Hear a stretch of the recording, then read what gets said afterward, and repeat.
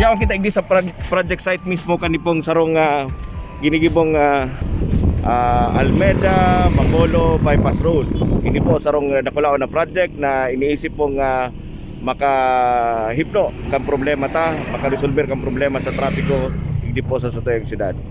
Inagalan ta po ning pahayag si mga update si Mayor Nelson Ligacion. Sabi po nga ni kayan, dawa po may pandemic, labo-labo po ang mga projects. Ano po ang nagtatao sa iyan ning giya? Ano po si tao sa iyan ning inspirasyon? Takari pong hindi dire-diretso po ini mga proyektong ini. Dalanon ta po ang video nito.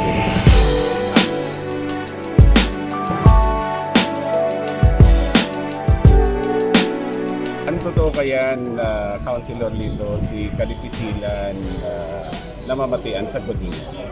Bako lang kan magpon si ASM, magpon si pandemya, bako lang kan sunod-sunod linamasa kita din mga makukusog na bagyo.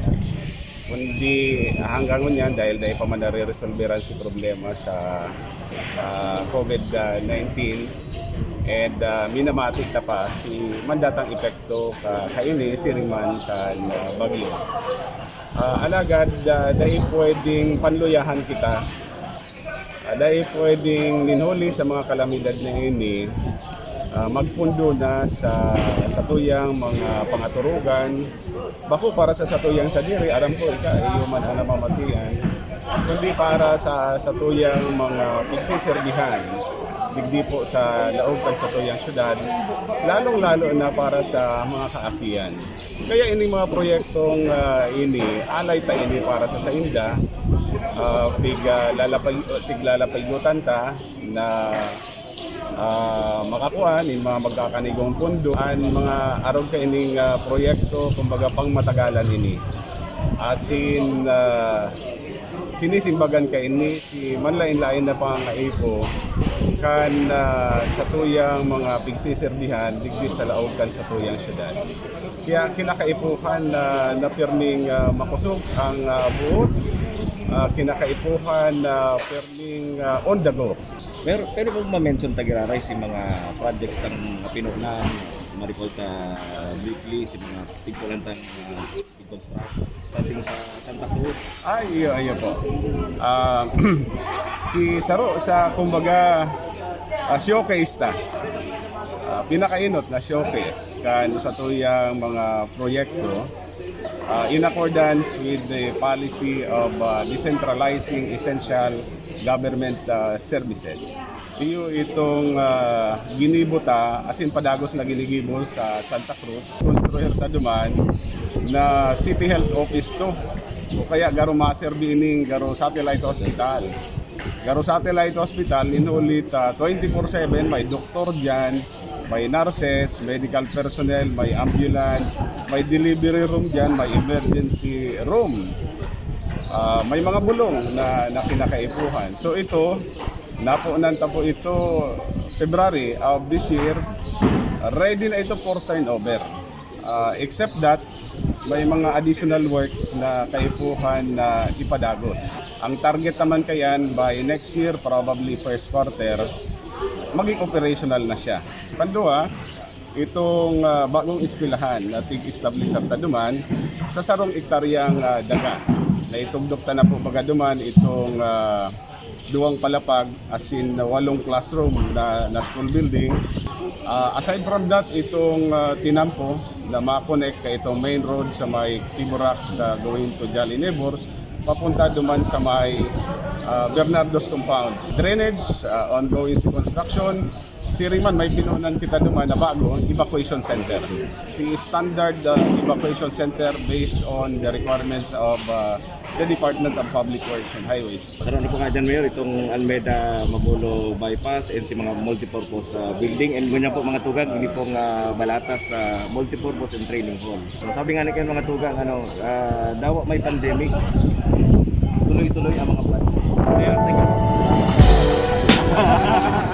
Dawa po may pandemic, dagos-dagos po ang project, hindi po talagang dapat giripon at ipadagos. Hindi po baga na rehearsal na ni Mayor Ligacion na dapat po magkatarapos-tapos na. Araw po pwede, napula pong murmulyo sa mga taga-barangay Balatas na igwa po kami mga organic building kasi po magagamit sa sampuyan po mga constituentes at barangay. Dako na pong magiging tabang sa Barangay Sabang. Yan, multipurpose building. Dahil po dyan, magkakaigwaning saro pa na evacuation center. Pero katong sa Asia Care Center ni pig-evacuaran. So, at least po harami lang, yaon lang po sa sarong lugar sa evacuation center dahil po dumantig to tubig. And madali lang po si pag-responde pag yaon duman si mga sa tayo mga evacuees. Ang kagayon ng kani tabikap dawa igwa kita ni mga pandemic, dire-diretso manggirari si mga Iyo po yan si dahil sa suporta po siguro kang kang lokal na gobyerno kang naga kaya padagos po, and of course si DPWH po dahil nagpapabaya po.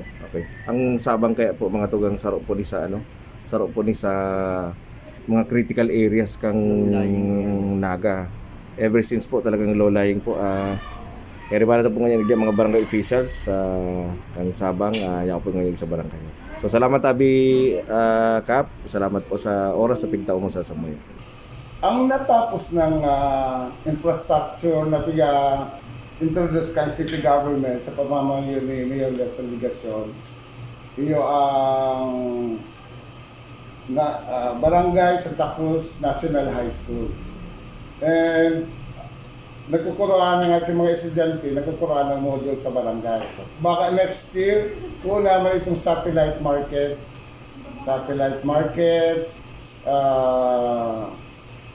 sa dit na Paris Bureau File, malaag man dyan, and PNP outpost.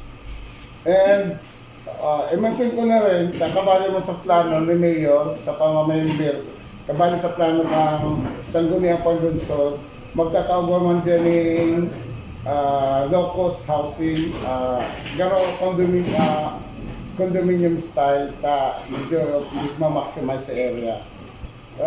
Gusto ko pasalamat ang pamilya Kapukaw. Dahil kung bako sa inda na sa pag-negotiate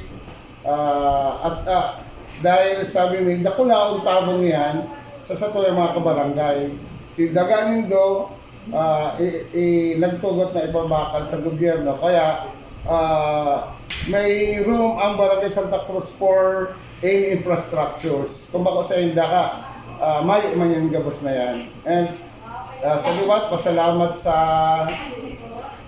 Sangguniang Panlunsod, sa Indo, mga city councilors, kay Vice Mayor Nenny De Asis, and kay Mayor Nelson Ligacion. Sa maabot po pala na December 2, aga po yan, alas 8:30 ng pagkaaga, yun po ang groundbreaking kang Yabu Elementary School.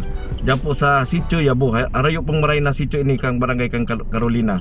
Kaya po pong maray ning elementary school dyan. Kaya po naisipan po kang lokal na gobyerno na magbugtak ning eskwelahan po dyan. Sa tabang po kan sarong very generous na lot donor. Ikadua po sa December 9, yun po ang groundbreaking kang Mabolo Multipurpose Center. And sa December 16 po, sarong pong very important project. Ini pong groundbreaking kang Naga City Science High School Balatas Road. Ini po ma-east kan traffic dyan po sa lugar pong iyan kang Balatas sa Pasiring Igdi sa Concepcion. So yun po yan ang mga naka-schedule na mga groundbreaking ko niyan pong December.